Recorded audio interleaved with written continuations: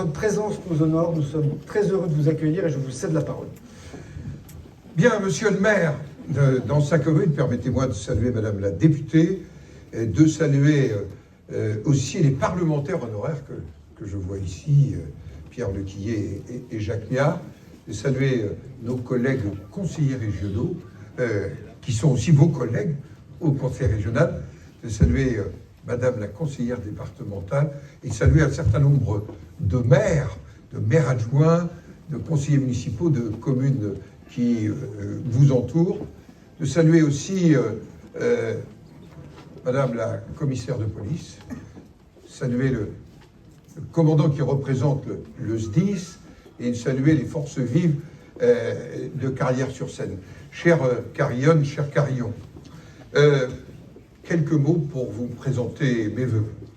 Et je suis aujourd'hui à Carrières.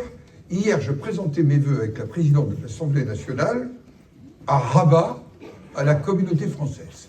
Et notre sujet, c'était aussi la place de la France en Afrique. Il y a beaucoup à dire en ces temps d'incertitude en Afrique, mais aussi, j'allais dire, les relations de confiance retrouvées enfin avec le Maroc depuis 1 an et demi. Et le matin même, nous allions voir l'extension du train à grande vitesse qui va relier Tanger à Marrakech d'ici quelques années. Et si je vous dis ça, c'est que mes premiers vœux seront d'abord pour vous, cher Carillon, cher Carillon, et pour votre maire et l'équipe municipale. Et j'ai feuilleté le dernier bulletin de Carrières-sur-Seine. Et avec un regard de sénateur, mais aussi un regard d'ancien maire, j'ai noté la force de votre engagement, notamment pour la qualité de la vie et l'environnement.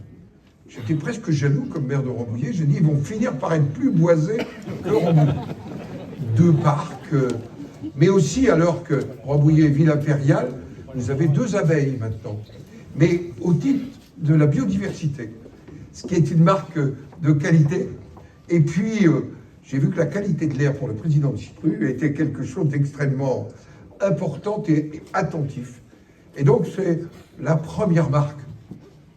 Et puis, j'ai tourné quelques pages et j'ai vu que la sécurité, et ça nous renvoie, je le dis, madame la députée, à un texte que nous allons examiner dans quelques jours au Sénat, le renforcement des pouvoirs des polices municipales et gardes champêtres. Sujet essentiel. Sujet essentiel. Je vois monsieur le maire de Croissy-sur-Seine, je vois la première adjointe au maire de Chatou qui a exercé les fonctions de maire. Je dois dire que ce sujet est essentiel et c'est la première attente de nos concitoyens que la réponse de sécurité. J'ai vu l'importance de votre centre de supervision et aussi les projets que vous aviez pour le futur. Ces 2 choix m'apparaissent essentiels.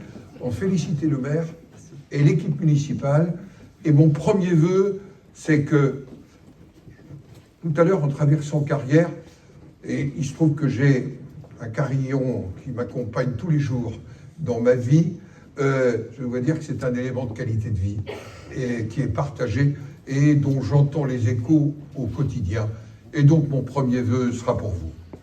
Mon second vœu, il sera pour notre pays. Il sera pour notre pays qui devrait cette semaine avoir un budget. Je le dis franchement, c'est peut-être pas le plus glorieux que nous ayons. Et je vois la tête du maire, car je connais sa rigueur financière. Et je dois dire qu'il y a un chiffre terrible qui est tombé il y a quelques jours, qui doit nous amener à réfléchir, et non pas à nous janter des anathèmes, mais quand même à nous porter à sans doute imaginer le pays un peu autrement. Notre produit intérieur brut, notre richesse par habitant, est en dessous de la moitié du classement de l'Union européenne. Et j'ai beaucoup de sympathie pour Chypre, mais savoir que le PIB d'un Français est inférieur à celui d'un Chypriote, alors que nous étions en tête il y a 20 ans, ça m'interroge, ça doit nous interroger et ça doit nous questionner. Pas simplement pour renvoyer à d'autres, parce que c'est collectivement demain que nous devrons faire des efforts. Et mon deuxième vœu, sera pour mon pays, pour les temps qui viennent, pour les mois qui viennent, et pour les échéances qui sont devant nous. Voilà pourquoi, je le disais à Croissy, j'ai emprunté à un auteur dont on m'a offert l'ouvrage, je l'ai dit aussi à Chatou, Paul Valéry. Mon épouse m'offre un livre chaque fin d'année. Là, elle m'avait offert Paul Valéry l'année d'avant, c'était Thomas Mann, dans l'Appel aux Allemands.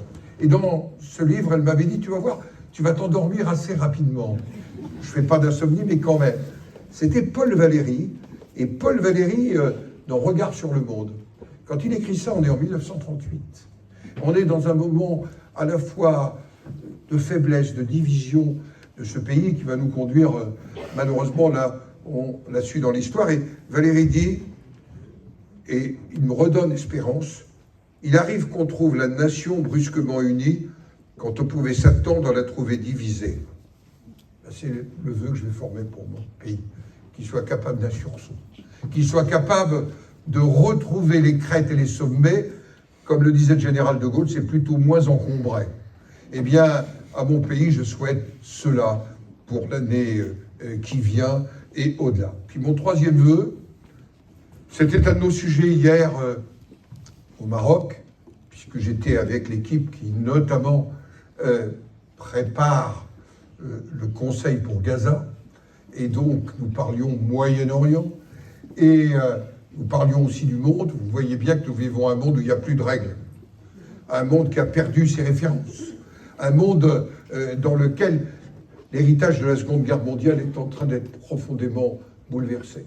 Et s'il y a un avantage au budget, il y a plein d'inconvénients, notamment pour les entreprises, c'est qu'on va pouvoir dégager le budget militaire qui va permettre de répondre à un certain nombre d'engagements que nous devons prendre avec nos partenaires, notamment européens. Mais je dois dire qu'il ne suffit pas d'un budget militaire, il suffit de pas, j'allais dire, de se dire on va dégager vers les autres notre responsabilité, comme on l'a fait très très longtemps. Il s'agit d'être des citoyens et une nation debout. Et mon troisième vœu sera pour vous en tant que citoyens. Soyez des citoyens qui aient du caractère en 2026. Du caractère dans vos vies, du caractère dans l'engagement et dans les choix que vous ferez. Et mon troisième vœu sera ma seconde citation de la matinée, qui a été ma citation au cœur des vœux que j'ai présentés cette année. Elle est de Thucydide, vous savez, celui qui a écrit sur la guerre du Péloponnèse, dans le débat et les combats entre Sparte et Athènes. Il avait dit « La force d'une cité ne réside pas dans l'épaisseur de ses remparts, ni dans le nombre de ses vaisseaux, mais dans le caractère de ses citoyens. » Alors mon vœu, ce sera que vous soyez des citoyens de caractère. Vous avez un maire qui n'en manque pas, je dois vous avouer. Je le connais, il a du tempérament. Je forme donc pour chacune et chacun d'entre vous des vœux personnels, des vœux collectifs, et je forme pour Carrières-sur-Seine, pour le maire et l'équipe municipale, les meilleurs vœux. Et les meilleurs vœux, ça commence en mars, pour que vive Carrières-sur-Seine, vive la République et vive la France.